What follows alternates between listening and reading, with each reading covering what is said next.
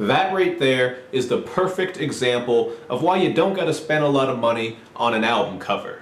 Because if you know someone with some mediocre Photoshop skills, they can hook you up. What's up everybody? It's Luke James, not the singer. If you're an indie artist looking for an album review or some promo, you can hit up Luke at redmattersite.com. And what I have for you today is a review for King Los' new album, God, Money, War. King Los is a Baltimore MC who's put out a ton of mixtapes and is well known for his incredible freestyle skills, but this is his debut studio album, so I was looking forward to hearing it to see if he could live up to all the hype that he has. The album opens up with the song War, where over some piano and vocal samples, Los spits about all the shit that's going on around the world, in the news, and in our own backyards. The bad shit. The first verse is all about one of Los' friends who's living that thug life, and in the second verse, Los unloads some of his thoughts and gives love back to the hood. This song is tied together at the end with some vocals from Marsha Ambrosius to make for what I consider to be the best track on the album.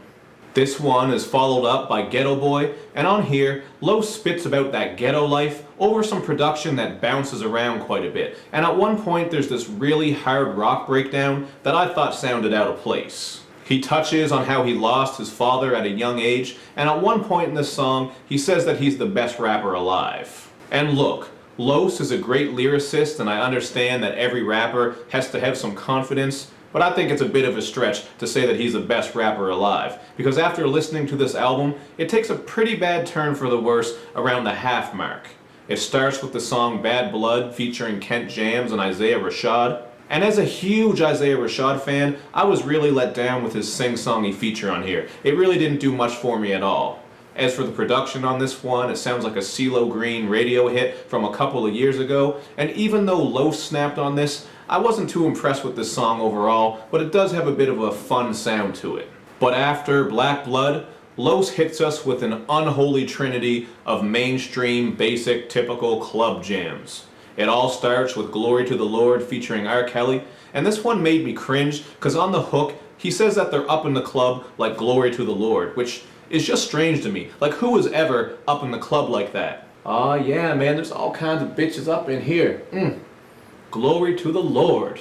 Maybe some people, but that shit is kind of weird to me. There's also the song Can't Fade Us, produced by DJ Mustard and featuring Ty Dolla $ign, and really, I could just leave it at that, and you'd probably know what you're in for with this song.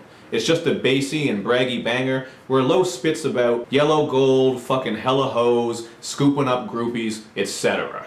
And the unholy trinity of club jams comes to an end with the song Blame It on the Money, where Los borrows some flows from J-Quan's song Tipsy. Yeah, he actually borrows some flows from J-Quan. And I know J-Quan borrowed that flow from an old DOC song, but still, once you hear this song, I'm pretty sure you're going to think of J-Quan unless you're older than me. And I'm almost 31, and I think a lot of you guys are younger, so J-Quan. Now I can understand that Los wanted to mix things up on this album with some mainstream jams, but to me, these songs really hurt the album overall. They show up right in the middle of it, and they really break up the cohesion. After the middle of the album though, Los does get back to the plan. The song Honest is an R&B rap jam featuring Khalil and Mela Monroe, and on this track Los is opening up about some of his struggles and haters that he's had to deal with. But on the hook, they're singing something about taking a girl home to the crib, so I felt this track was a little bit disjointed. There's also the slowed down guitar and finger snap track featuring Krishan the Prince called Confidence, where Los showcases his flow and lyricism as he raps about how important it is to love yourself. So I can appreciate that message because everybody needs to hear that sometimes. And another feature on this album is Los' baby mama, Lola Monroe, who joins him on the song Balance is Good to drop an average verse on a song that's all about how balance is good, obviously. And good is exactly what this album is to me. It's not great, because in my opinion, it's not very cohesive and consistent. And I'm not hating on Los here at all, because I think that he is a legit and great lyricist. Like on Little Black Boy, where he shows love to young black boys and inspires them to achieve their potential and greatness. And on the final track, King, where he just unloads a barrage of bars and flows. But he does say some weird things sometimes, like on the song Slave, where he kicks some bars about flying a helicopter up over his ex's rooftop and taking a shit on her house.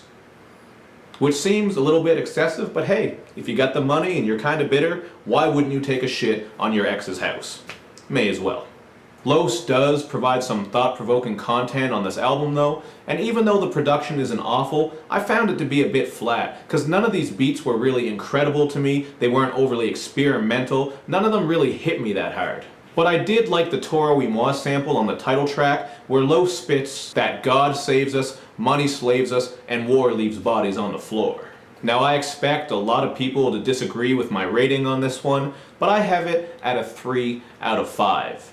King Los is a great lyricist, no doubt, but when it comes to picking beats and crafting songs, I think he can do better than this, because a lot of these songs were forgettable to me, and there's not really anything on here that's going to keep me coming back to this album. This album just really didn't stick out to me, and I think a lot of that has to do with the lack of innovation. And not only that, Los just doesn't have an X factor or uniqueness about him that makes this album overly compelling. But maybe that's just me. Again, I want to stress, yes, he is a great lyricist, I'm not saying he's a bad rapper, and this album isn't trash, I just didn't find it very fascinating, and I'm not coming back to it. But that's just my opinion on it. You guys hit me up in the comments section and let me know what you think, and as usual, do all that other good YouTube and social media stuff, where you like my videos, you share them, you follow me on Twitter, you retweet the videos, and you especially subscribe to my channel. Thank you for watching, everybody. I got that Vince Staples review coming up next. I'll see you next time.